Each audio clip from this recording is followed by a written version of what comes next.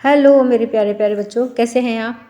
आज हम class 6 subject English chapter 5 a different kind of school, एक अलग तरह का स्कूल, और बुक का नाम है हनीसकल। तो इस चैप्टर के हम सभी क्वेश्चन आंसर्स देखते हैं। Working with the text. A है put these sentences from the story in the right order. तो ये जो सेंटेंसेस दिए गए हैं कहानी में से, इनको सही ऑर्डर में, सही क्रम में जमाइए। And write them out in a paragraph, और एक पैराग्राफ में लिखिए। Don't refer to the text, और इसमें पाठ का कोई संदर्भ ना लें। तो यहाँ पर देखिए सेंटेंसेस हैं कि I shall be so glad when today is over. तो आज मैं बहुत खुश था जब आज का दिन पूरा हो गया था। Having a leg tied up, एक टांग को बांधे हुए। And hopping about on a crutch in a almost fun, और एक क्रच के ऊपर होप करना, कूदना बहुत फन देता है, मज़े देता है। आई गेस, ऐसा मैं सोचता हूँ, ऐसा मैं अनुमान लगाता हूँ। I don't think I will mind being deaf for a day, at least not much. तो मैं नहीं सोचता हूँ कि एक दिन से ज़्यादा मैं बहरा होना रह पाऊँगा। But being blind is so frightening, लेकिन अंधा होना बहुत ज़्यादा डरावना है, भयानक है। Only you must tell me about things, केवल तुम ही मुझे चीज़ों के बारे में बता सकते हो। Let's go for a little walk, कुछ थोड़ी दूर की वॉक के लिए या घूमने के लिए चलते हैं। The other bad days can't be half as bad as this, जो अन्य दूसरे दिन हैं वो इसके आधे भी खराब नहीं थे जितना कि यह था। तो अब हमें इन्हें सही ऑर्डर में जमाना है। तो आंसर है कि let's go for a little walk, कुछ थोड़ी सी दूरी के लिए चलते हैं। Only you must tell me about things, केवल तुम ही मुझे चीज़ों के बारे में बता सकते हो। I shall be so glad when today is over, आज मैं इतना ज़्यादा खुश हूँ जब ये दिन पूरा हो गया। The other bad days can't be half as bad as this, जो अन्य दूसरे दिन हैं वे इसके आधे भी बुरे नहीं हैं जितना कि यह बुरा है। Having a leg tied up, एक टांग को बांधे हुए। And hopping about on a crutch is almost fun, और एक क्रच के ऊपर होप करना लगभग फन देता है, मज़े देता है। आई गेस, मैं सोचता हूँ। I don't think I will mind being deaf for a day, at least not much. मैं सोचता हूँ कि एक दिन से ज़्यादा बहरा रहना बहुत ज़्यादा अधिक नहीं है। But being blind is so frightening, लेकिन अंधा होना बहुत ज़्यादा भयानक है। तो ये देखिए इन सेंटेंसेस का ये सही ऑर्डर है।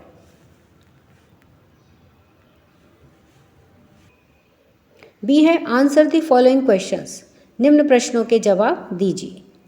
Question 1, why do you think, आप ऐसा क्यों सोचते हैं, the writer visited miss Beam's school, कि जो राइटर है, जो लेखक है, वह मिस बीम्स के स्कूल को देखने के लिए गए या दौरा करने के लिए गए। तो आंसर है द राइटर हैड हर्ड, लेखक ने सुन रखा था, मच अबाउट, बहुत ज़्यादा, miss beams new teaching methods, miss beam के जो टीचिंग मेथड्स थे, जो पढ़ाने के तरीके थे नए नए, उनके बारे में लेखक ने बहुत ज़्यादा सुन रखा था। सो इसलिए ही विजिटेड हर स्कूल, वह उसके स्कूल को घूमने के लिए गए थे। टू सी, या देखने के लिए, the new play way method himself, खुद से ही उसके जो नए प्ले मेथड थे, जो नए खेलने के सिखाने के जो तरीके थे, उनको खुद ही देखने के लिए वह उनके स्कूल में विजिट करने के लिए गए थे, उसको देखने के लिए गए थे। Question number 2, what was the game that every child in the school had to play. तो व्हाट वाज द गेम, वह गेम कौन सा था।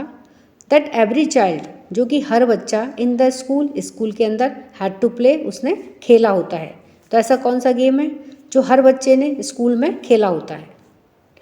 आंसर है every child in the school हर बच्चा स्कूल के अंदर हैड टू प्ले, उसने खेला हुआ होता है, the role of being blind, deaf, dumb, injured and lame once in a term.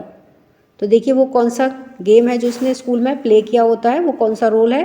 Role of being blind, एक अंधे होने का रोल, डीफ बहरे होने का रोल, डम गूंगे होने का रोल, इंजर्ड घायल होने का, एंड लेम यानी लंगड़ा होने का, वंस इन अ टर्म, एक बार उसे इन सब में से किसी न किसी की जो रोल है वह उसने अवश्य ही प्ले किया है। It was a sort of game, यह एक प्रकार का गेम का ही तरीका होता है, एंड ट्रेनिंग, और ट्रेनिंग होती है, प्रशिक्षण भी होता है। तो यह एक तरह का गेम था और एक तरह का प्रशिक्षण भी था कि आपको कभी गूंगा, बहरा, लंगड़ा या इंजर्ड यानी कि घायल बनना होता था। Question number 3, each term every child has one blind day, one lame day. Each term यानी कि प्रत्येक बारी से, every child has one blind day, हर बच्चे को एक दिन अंधा, और वन लैम डे एक दिन लंगड़ा। कंप्लीट द लाइन, इस लाइन को कंप्लीट कीजिए, पूरा कीजिए। Which day was the hardest, और कौन सा दिन था जो सबसे ज़्यादा हार्ड था, कठिन था। यानी कि जब आप ब्लाइंड बने, अंधे बने थे, वह दिन ज़्यादा हार्ड था, या जिस दिन आप लंगड़े बने थे वह दिन ज़्यादा हार्ड था। Why was it the hardest, और यह सबसे ज़्यादा हार्डेस्ट क्यों था, सबसे ज़्यादा कठिन क्यों था। तो आंसर है each term every child has one blind day, one lame day. प्रत्येक बारी में या प्रत्येक सत्र में हर बच्चे का एक दिन अंधा और एक दिन लंगड़ा दिन होता है। तो इस लाइन को हमें कंप्लीट करना है। तो कंप्लीट कैसे होगी, one injured day and one डम डे, एक दिन इंजर्ड का होता है, एक दिन यानी घायल होता है, घायल का दिन होता है, एंड वन डम डे, और एक दिन गूंगा दिन होता है।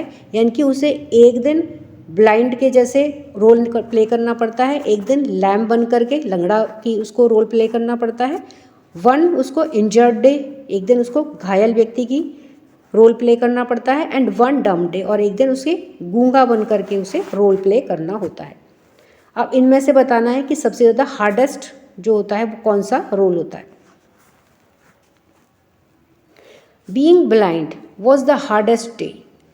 तो देखिए जिस दिन ब्लाइंड का जब रोल प्ले करते हैं तो वो सबसे ज़्यादा हार्डेस्ट डे होता है, सबसे ज़्यादा कठिनतम दिन होता है। The student felt that there is always a fear of hit with something और द अदर। तो स्टूडेंट्स ने क्या महसूस करा होता है कि स्टूडेंट महसूस करता है that there is always a fear, कि हमेशा ही एक डर बना रहता है, ऑफ हिट विद समथिंग, किसी चीज़ से टकरा जाने का, ऑफ द अदर या और द अदर, या फिर किसी दूसरे के साथ में टकरा जाने का हमेशा ही डर बना रहता है जब वो एक ब्लाइंड पर्सन का रोल प्ले करते हैं। तो ब्लाइंड होना सबसे ज़्यादा हार्डेस्ट है। Question 4, what was the purpose of these special days. इन स्पेशल डेज का, इन विशेष दिनों का क्या उद्देश्य था, क्या पर्पज़ था। यानी कि इस तरह से लर्निंग क्यों की जाती थी कि किसी दिन किसी को गूंगा, किसी दिन बहरा, लंगड़ा और इंजर्ड बनाया जाता था। तो इसके पीछे का पर्पज़ क्या था, इसका उद्देश्य क्या था। तो आंसर है the purpose of these special days, इन स्पेशल डेज का, इन विशेष दिनों का उद्देश्य था was to give the children personal test of misfortune. Misfortune यानी कि दुर्भाग्य का, और पर्सनल टेस्ट यानी कि उन्हें व्यक्तिगत रूप से यह एहसास कराना था, ये महसूस कराना था। तो was to give the children personal test of misfortune, कि बच्चों को मिसफॉर्चून का यानी कि दुर्भाग्य का एक पर्सनल फीलिंग्स करानी थी, उनको पर्सनली रूप से समझाना था, व्यक्तिगत रूप से उनको यह टेस्ट करवाना था। टेस्ट करवाने से मतलब है कि उनको पर्सनली यह समझाना था, महसूस करवाना था इन स्पेशल डेज के बारे में कि वो कैसा महसूस करते हैं। तो यह इनका पर्पस था। They learn to help the needy in the society. तो सोसाइटी के अंदर जो नीडी पीपल होते हैं, जो ज़रूरत वाले लोग होते हैं, वो उनकी हेल्प करना सीखते हैं। Which made them good citizen, और जिससे कि वो एक अच्छे नागरिक बनते हैं। तो इन स्पेशल डेज का क्या पर्पस था कि इन बच्चों को पर्सनली इस तरह के जो मिसफॉर्चून होते हैं, जो दुर्भाग्य होते हैं, उनके बारे में वो समझें, वो जानें, और जो सोसाइटी के अंदर ऐसे नीडी पीपल हैं, जो ऐसे ज़रूरतमंद लोग हैं, उनकी वे सहायता करें और एक अच्छे नागरिक बने। Working with language. ए है match the words and phrases with their meanings in the box below. तो देखिए वर्ड्स या फिर फ्रेजेस दिए गए हैं, यानी कि शब्द या फिर वाक्यों के अंश दिए गए हैं, उनको उनके मीनिंग के साथ में मिलाना है। और मीनिंग्स कहाँ दिए हुए हैं? बॉक्स के अंदर दिए गए हैं। तो देखिए वर्ड्स दे रखा है होम सिक, और यहाँ पर ये पैराग्राफ नंबर दे रखा है जिसके ऊपर ये वर्ड है। Practically, it pens me, appreciate, thoughtless, exercise. तो ये सब वर्ड्स हैं और हमें इनके मीनिंग्स के साथ में इनको मैच करना है। और मीनिंग्स कहाँ दे रखे हैं? बॉक्स के अंदर दे रखे हैं। तो आइए पहले बॉक्स को भी देखते हैं। तो देखिए ये वर्ड्स दे रखे थे। एक्सरसाइज के बाद में रिलीफ और घास्टली, और इन वर्ड्स के देखिए मीनिंग जो दे रखे हैं, यानी कि इनके जो अर्थ हैं वो इस बॉक्स के अंदर दे रखे हैं। तो इन बॉक्स में से हमें इन मीनिंग्स का जो एप्रोप्रिएट अर्थ है वो है इसके साथ में हमें मैच करना है। तो आइए देखते हैं। तो वर्ड है पहला होम सिक। होम सिक का मतलब घर की याद आना। तो इसका मीनिंग क्या है? वॉन्टिंग टू बी होम, घर जाने की इच्छा होना। तो देखिए ये रहा बॉक्स के अंदर वॉन्टिंग टू बी होम। दूसरा है प्रैक्टिकली, लगभग। तो ये देखिए ऑलमोस्ट। ऑलमोस्ट का मतलब क्या होता है? लगभग। और ये देखिए बॉक्स के अंदर कहाँ है? ऑलमोस्ट। थर्ड है इट पेन्स मी, यह मुझे दर्द देता है। तो इसकी मीनिंग क्या है? इट हर्ट्स मी, यह मुझे चोट पहुंचाता है या यह मुझे दुख देता है। ये देखिए सेम मीनिंग है। तो इस तरह से हमें इस बॉक्स के अंदर से इनके मीनिंग्स की वर्ड्स के साथ में मैचिंग करनी है। एप्रिशिएट, एप्रिशिएट करना, किसी को समझना। तो इसका देखिए क्या है मीनिंग, इसका क्या अर्थ है? अंडरस्टैंडिंग द डिफ़िकल्टीज, किसी की परेशानियों को समझना। तो देखिए बॉक्स के अंदर कहाँ है? अंडरस्टैंडिंग द डिफ़िकल्टीज, परेशानियों को समझना, महसूस करना। फिफ्थ है थॉटलेस, विचारों से शून्य हो जाना। और इसका अर्थ है नॉट वेरी केयरिंग, बहुत ज़्यादा केयरिंग नहीं होना। देखिए ये नॉट वेरी केयरिंग। सिक्स है एक्सरसाइज, व्यायाम। तो इसका देखिए क्या है meaning? Test the strength of, ताकत का परीक्षण करना। तो देखिए ये test the strength of. Seventh है रिलीफ, रिलीफ मिलना मतलब आराम मिलना। तो अब वेलकम चेंज, एक स्वागत योग्य परिवर्तन। तो देखिए ए वेलकम चेंज। उसके बाद है घास्टली। घास्टली का मतलब होता है भयानक, और यहाँ पर देखिए इसका क्या है मीनिंग? टेरिबल। तो देखिए ये रहा बॉक्स के अंदर टेरिबल। तो इस तरह से इन वर्ड्स को हमने बॉक्स के अंदर से इसके अप्रोप्रिएट मीनिंग के साथ में, इसके बिल्कुल सही अर्थ के मीनिंग के साथ में मैच करा है। बी है reward these lines from the story. Story में से इन लाइन्स को अपने शब्दों में कहिए। तो फर्स्ट है कि I had heard a great deal about miss Beam's school. मैंने मिस बीम के स्कूल के बारे में एक बड़ी सी डील या एक बड़ी सी बात सुनी है। सेकंड है miss beam was all that I had expected. Miss beam के बारे में जो मैंने एक्सपेक्ट कर रखा था, जो मैंने सोच रखा था, वह सब कुछ मुझे दिखा था। जैसे मिडिल एजेड, मैंने क्या सोचा था कि वह एक मिडिल एज की होंगी, फुल ऑफ अथॉरिटी, और अपनी पूरी अथॉरिटी के साथ में होंगी, उनके पास पूरी पावर होगी। तो जैसा मैंने सोचा था वैसा ही मुझे मिला था। थर्ड है I went to the window which overlooked a large garden. मैं एक विंडो के पास गया जो कि बाहर की तरफ एक बड़े गार्डन में खुल रही थी। फोर्थ है we can not bandage the children's mouths. हम बच्चों के मुंह को बंद नहीं कर सकते हैं। So they really have to exercise their will power. तो इसलिए उनकी जो विल पावर है इसलिए उनको एक्सरसाइज करनी चाहिए, किसकी? अपनी विल पावर को बढ़ाना चाहिए, उसकी क्षमता को बढ़ाना चाहिए। तो देखिए ये लाइन्स हैं, ये स्टोरी की लाइन्स हैं। अब हमको इनको अपने शब्दों में लिखना है। तो आइए देखते हैं कि किस तरह से हम इनको अपने शब्दों में लिखेंगे। तो फर्स्ट क्या है कि the writer had heard people praising the teaching methods at Miss Beam's school. तो राइटर ने लोगों से सुन रखा था praising the teaching methods at Miss Beam's school, कि जो लोग थे वो मिस बीम्स के स्कूल के जो टीचिंग मेथड थे उसकी बहुत ज़्यादा प्रशंसा करते थे। तो राइटर ने लोगों से सुन रखा था। सेकेंड है the writer found Miss Beam a middle aged and dominating women. लेखक ने मिस बीम को कैसा पाया कि वह एक मिडिल एज की थी, यानी कि ना तो ज़्यादा बूढ़ी थी और ना ही ज़्यादा यंग थी, मिडिल एज की थी। और कैसी थी वो? डोमिनेटिंग वुमेन थी, बहुत हार्ड वर्किंग वुमेन थी।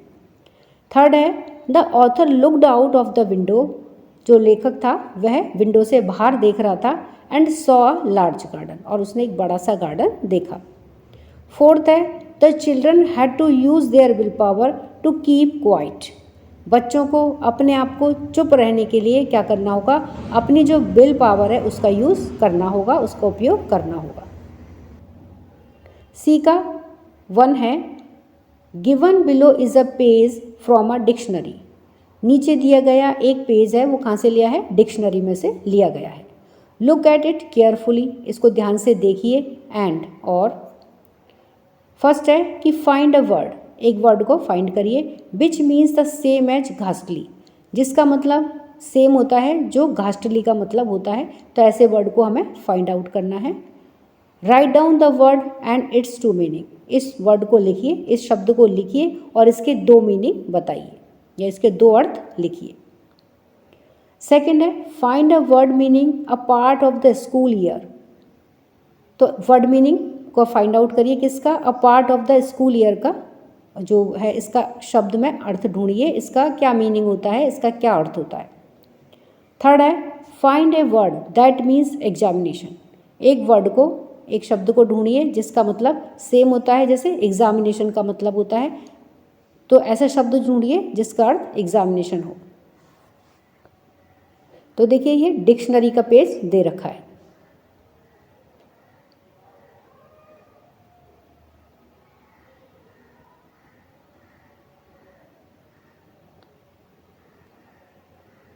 अब इस डिक्शनरी में से हमें जो क्वेश्चंस थे उनके आंसर देखने हैं।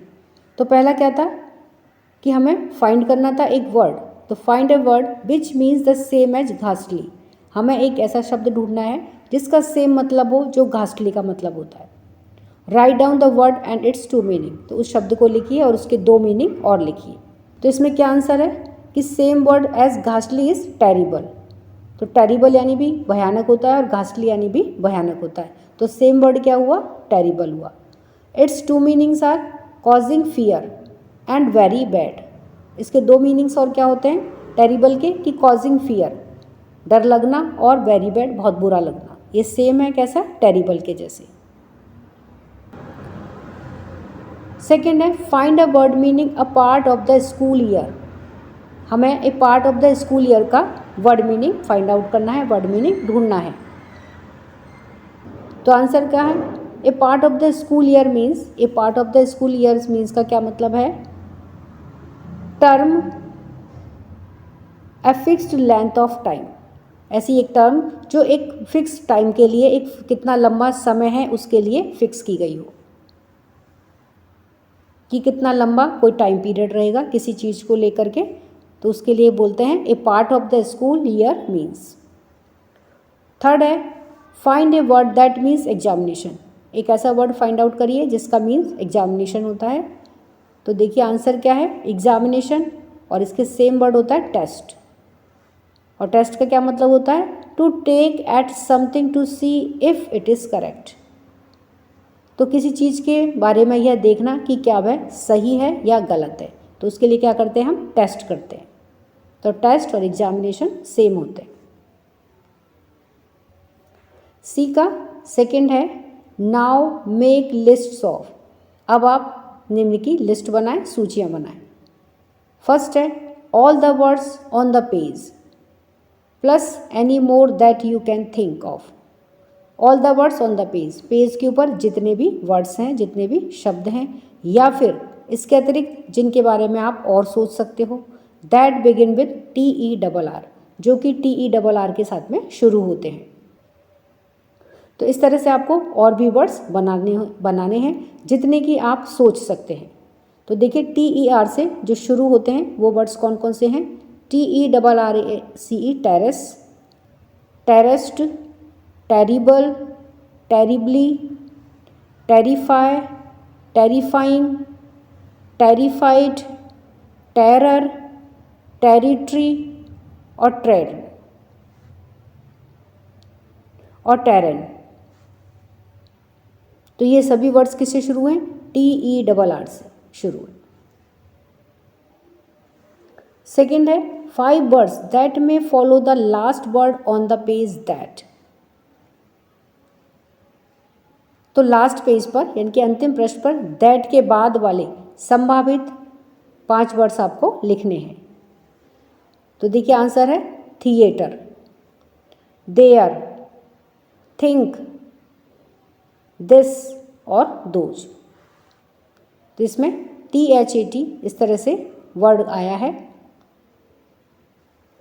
थर्ड है write down your own meaning of the word thank. आपको वर्ड जो थैंक है उसका अपना स्वयं का अर्थ लिखना है। Then write down the meaning given in the dictionary, और उसके बाद में डिक्शनरी में जो इसका अर्थ दिया गया है वह आपको लिखना है। तो देखिए आंसर है थैंक का क्या मतलब होता है? थैंकफुलनेस या फिर ग्रेटिट्यूड। डिक्शनरी के अंदर क्या दे रखा है? To say we are grateful to someone. किसी से यह कहना कि हम आपके प्रति ग्रेटफुल हैं, ये किसका मतलब होता है? थैंक का मतलब होता है, जो कि डिक्शनरी में दिया गया है। डी है a poem for you to read. एक पोयम आपके लिए पढ़ने के लिए। तो देखिए पोयम है all but blind, all but blind in a chambered hole gropes for worms the 4-clawed mole, all but blind in the evening sky the hooded bat twirls softly by, all but blind. In the burning day the one owl blundered on her way, and blind as are these 3 to me, so blind to someone I must be. Walter de la Mare इसके writer हैं। तो ये poem है। Speaking and writing. A है make a short list of things. कुछ चीज़ों की एक लिस्ट बनाइए। You find difficult to do, जिन्हें करना आपको कठिन लगता है, तो ऐसी चीज़ों की एक शॉर्ट लिस्ट बनाइए। फॉर एग्ज़ाम्पल टर्निंग अ सॉमरसॉल्ट, कलाबाजी करना। थ्रेडिंग अ निडल, सुई में धागा पिरोना। तो आइए इनको देखते हैं कि इनको करना किस तरह से डिफ़िकल्ट होता है, कठिन होता है।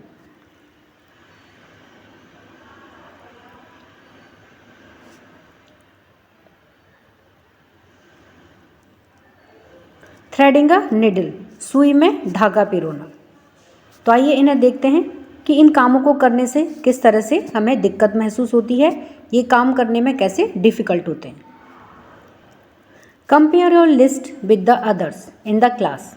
और आपकी क्लास के अंदर आपने जो लिस्ट बनाई है, इस लिस्ट को आपके साथ के जो दूसरे आपके साथी हैं उनके साथ में इसको कंपेयर करिए, उसको देखिए, अपनी लिस्ट को अपने साथी की लिस्ट के साथ में इसको मिलाइए। Can you explain why you find these things difficult to do. और क्या आप ये एक्सप्लेन कर सकते हैं, बता सकते हैं कि इन कामों को करने में आपको डिफ़िकल्टी या परेशानी क्यों होती है। तो आंसर है टर्निंग अ सॉमरसॉल्ट, कलाबाजी करना। तो यह क्यों डिफ़िकल्ट है? इस सॉमरसॉल्ट इज़ डिफ़िकल्ट बिकॉज, तो एक सॉमरसॉल्ट है यानी कि जो कलाबाजी करना है वह कठिन होता है क्योंकि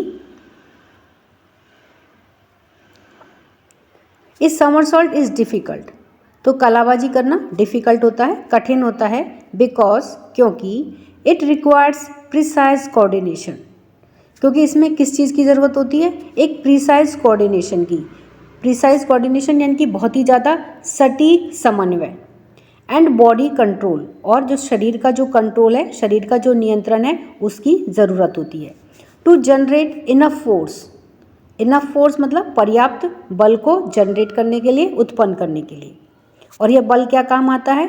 to flip over your head while maintaining balance in mid air.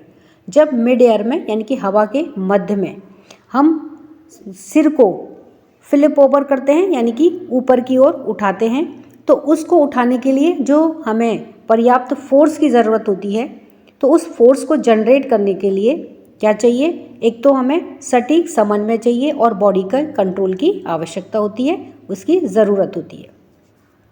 तो इसलिए जो समरसॉल्ट करना, कलाबाजी करना बहुत डिफ़िकल्ट काम है, इसको हर कोई नहीं कर सकता है।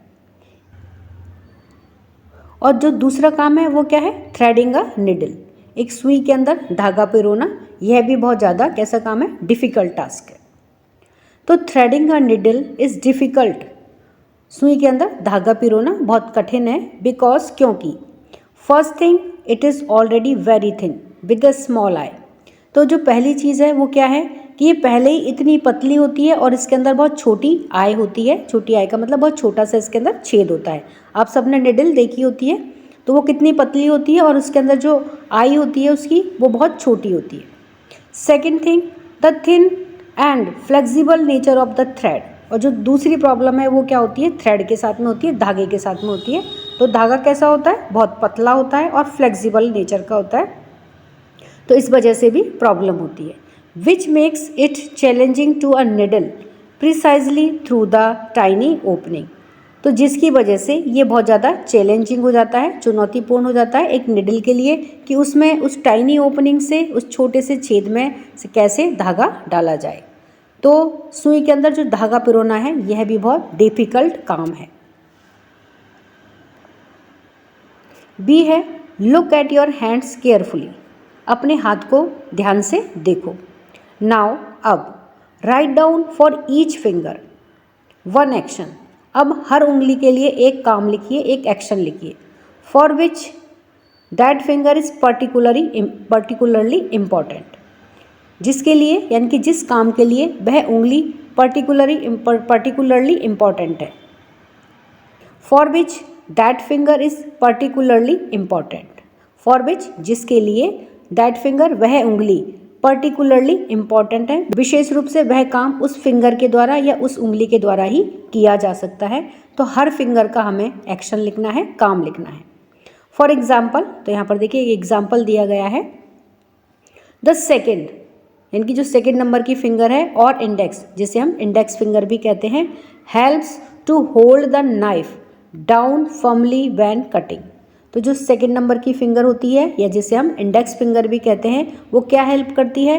वह चाकू को होल्ड करने में, पकड़ने में हेल्प करती है। जब भी हम कोई चीज़ कटिंग कर रहे होते हैं तो उस समय जो सेकेंड नंबर की फिंगर है या इंडेक्स फिंगर है वह हेल्प करती है। और क्या हेल्प करती है? वह चाकू को अच्छे से पकड़ने में हेल्प करती है। तो इसी तरह से हमें सभी फिंगर्स की एक्शन के बारे में बताना है कि वह फिंगर क्या हेल्प करती है। तो आइए देखते हैं। सबसे पहले हम हैंड को देखते हैं, हमारे हाथ को देखते हैं। तो देखिए ये हमारे एक हाथ का यहाँ पर पिक्चर है। तो इसमें देखिए जो सबसे मोटी उंगली होती है वो थोड़ी सी अलग रहती है हमारे हाथ में, तो उसको हम क्या कहते हैं? थंब कहते हैं। थंब यानी अंगूठा। और अंगूठे के जो बिल्कुल पास में होती है उसको क्या कहते हैं? Index finger. और ये कौन से नंबर की? सेकंड नंबर की फिंगर होती है। तो पहले नंबर का थंब हो गया यानी कि अंगूठा हो गया। सेकंड नंबर की जो फिंगर है उसको क्या कहते हैं? Index finger. थर्ड नंबर की जो है वह क्या कहलाती है? मिडिल फिंगर, बीच की होती है। तो देखिए दो इसके इधर बगल में हैं और दो इसके राइट हैंड साइड में है और दो इसके लेफ्ट हैंड साइड में है। तो बीच की जो उंगली होती है ये थोड़ी मोटी होती है, ये सबसे लंबी होती है। ये क्या कहलाती है? मिडिल फिंगर, बीच की उंगली। उसकी जो बिल्कुल बगल में होती है ये फिंगर, ये क्या कहलाती है? Ring finger. रिंग फिंगर क्यों कहलाती है? क्योंकि इसमें अक्सर रिंग पहनी जाती है। और बिल्कुल जो सबसे लास्ट में होती है, सबसे छोटी होती है, वो क्या कहलाती है? लिटिल फिंगर कहलाती है। तो ये तो हमारे फिंगर्स हमारे हाथ में होती हैं और ये कौन कौन सी फिंगर को हम क्या कहते हैं वह हमने देखा है। अब ये फिंगर क्या क्या काम करती हैं उसके बारे में हम देखते हैं। तो सबसे पहले है थंब। थंब यानी अंगूठा। तो ये क्या हेल्प करता है? देखिए हमारा हाथ में जो अंगूठा होता है वो क्या हेल्प करता है? ग्रिपिंग ऑब्जेक्ट्स, ऑब्जेक्ट्स को पकड़ने में, उसके ऊपर पकड़ बनाने में हेल्प करता है। The thumb's opposable nature allows it to grasp and hold items securely. तो थंब का जो अपोजिबल नेचर होता है, जो विपरीत उसका नेचर होता है, वो उसको क्या अलाउ करता है कि यह आइटम्स को, चीज़ों को उसके ऊपर अच्छे से पकड़ बनाए, उनको अच्छे से पकड़ के रखे सिक्योरली, यानी कि वो गिर नहीं पाएँ। इस तरह की सिक्योरिटी के साथ में आइटम्स को, चीज़ों को पकड़ के रखे। Making it vital for picking up and manipulating objects. तो making it vital for picking up यानी कि उसे उठाने के लिए और भी ज़्यादा महत्वपूर्ण बनाता है। एंड मैनिपुलेटिंग ऑब्जेक्ट्स, और ऑब्जेक्ट्स को ढूंढने में ये हेल्प करता है। जब नीचे कोई भी हमारी चीज़ गिर जाती है और बहुत सारी चीज़ें जब इकट्ठी होती हैं तो थंब उसमें हेल्प करता है, चीज़ों को मैनिपुलेट करना, उनको अलग अलग करने में, उनको ढूंढने में हेल्प करता है। फिर है इंडेक्स फिंगर। तो देखिए इंडेक्स फिंगर कौन सी थी, जो थंब से बिल्कुल जस्ट बगल वाली जो फिंगर होती है। तो यहाँ पर देखिए इंडेक्स फिंगर कौन सी है, ये फिंगर, ये थंब के बिल्कुल बगल वाली फिंगर है, सेकेंड नंबर की फिंगर है। तो देखते हैं इसका क्या एक्शन है, इसका क्या काम है। Pointing, this finger is primarily used to point at something or press buttons due to its precision and ability to accurately indicate a location। तो इंडेक्स फिंगर का सबसे ज़्यादा यूज़ क्या होता है कि किसी भी चीज़ की तरफ जब हमको पॉइंट आउट करना होता है, या हमको जैसे कहते हैं ना उंगली करते हैं, तो वो कौन सी उंगली होती है, वो इंडेक्स फिंगर होती है। और प्रेस बटन्स, कोई भी बटन अगर प्रेस करना होता है तो सबसे पहले हमारी कौन सी फिंगर जाती है, इंडेक्स फिंगर ही यूज़ होती है। तो बटन्स को प्रेस करने के लिए या किसी भी चीज़ की तरफ पॉइंट आउट करने के लिए, उंगली करने के लिए, उसकी दिशा दिखाने के लिए हम कौन सी फिंगर यूज़ करते हैं, इंडेक्स फिंगर यूज़ होती है। और वो क्यों होती है, due to its precision and ability to accurately indicate a location. क्योंकि किसी भी चीज़ की तरफ या लोकेशन की तरफ बिल्कुल सही एक्यूरेटली लोकेशन दिखाने के लिए अपनी पूरी एबिलिटी के साथ में, यानी कि पूरी स्पष्टता के साथ में यह बताती है, इसलिए ही हम इंडेक्स फिंगर का यूज़ करते हैं।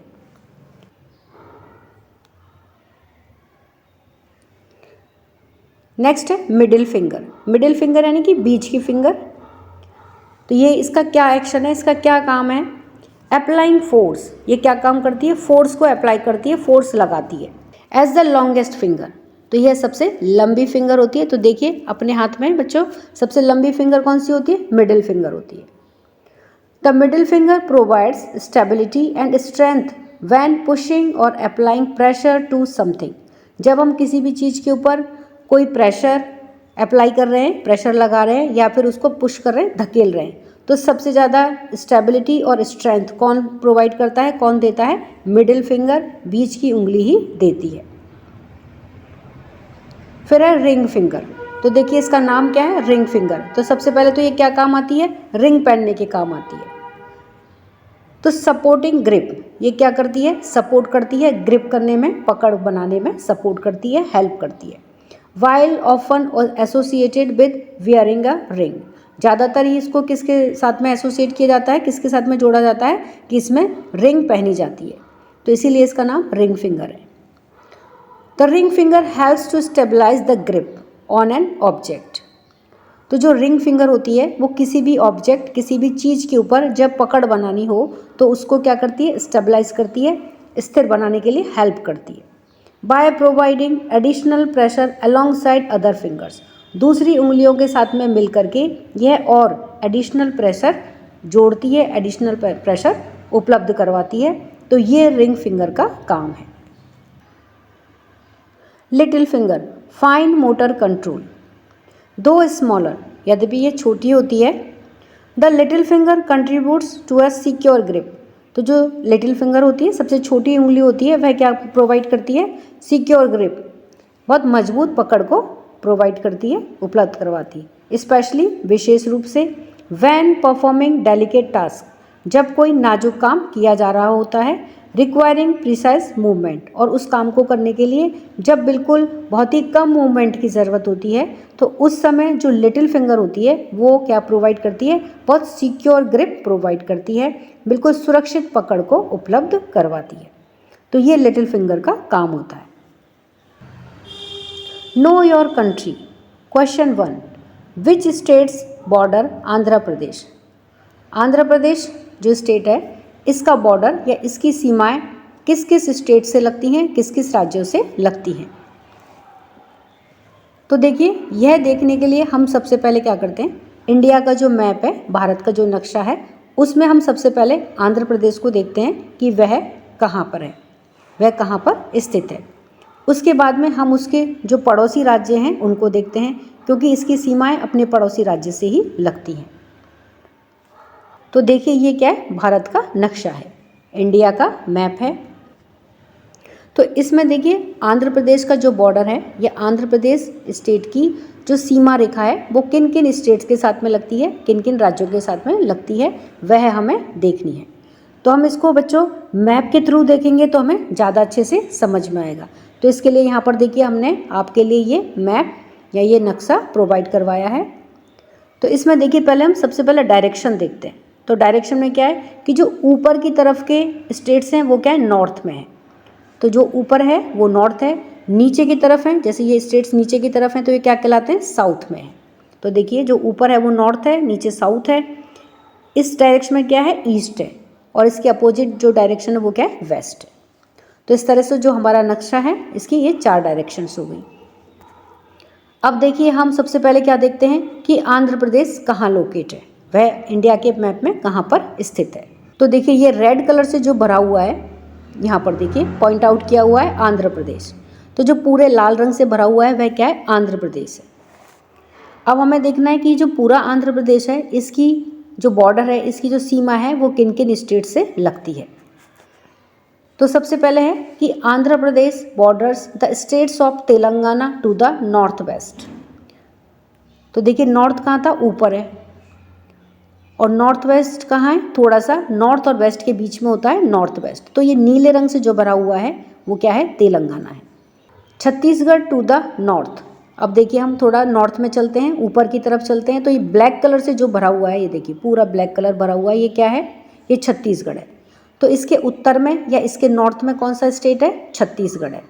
तो उत्तर में इसकी सीमा किससे लगती है, छत्तीसगढ़ राज्य से लगती है।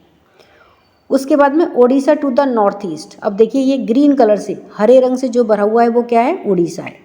तो उड़ीसा इसके किस में है, नॉर्थ ईस्ट में।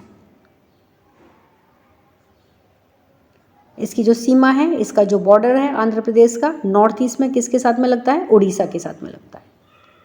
Karnataka to the west. अब देखिए, वेस्ट कौन सा है, ये बिल्कुल इधर की तरफ की जो डायरेक्शन है वो क्या है, वेस्ट है।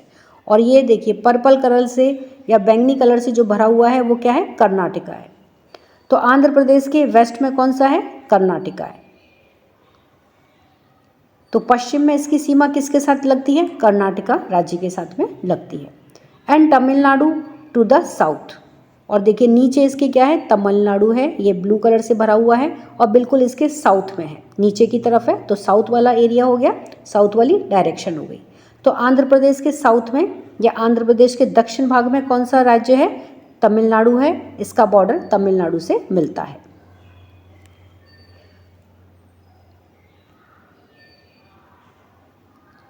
और देखिए, इसके ये वेस्ट डायरेक्शन में, यानी कि इसकी जो पश्चिम दिशा है, ये पूरी इसकी वेस्ट डायरेक्शन है।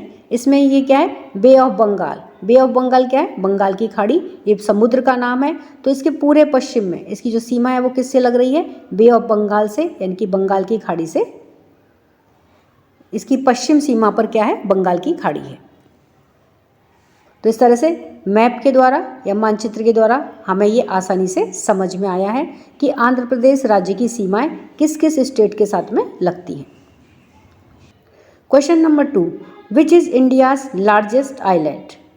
भारत का सबसे बड़ा आइलैंड कौन सा है। आइलैंड का मतलब होता है कि ऐसी जगह या ऐसी क्षेत्र जो चारों ओर से पानी से घिरा हुआ हो, वो क्या कहलाता है, आइलैंड कहलाता है। तो भारत के सबसे बड़ा जो आइलैंड है वो कौन सा है। आंसर है Andaman and Nicobar island is the largest island in India. तो अंडमान और निकोबार आइलैंड भारत का सबसे बड़ा आइलैंड है।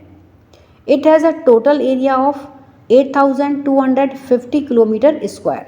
तो इसका जो क्षेत्रफल है या जो इसका एरिया है वो कितना है, 8,250 किलोमीटर स्क्वायर है। It is the southern most point of India, और यह भारत का सबसे ज़्यादा दक्षिणतम हिस्सा है या यह दक्षिण का लास्ट छोर है।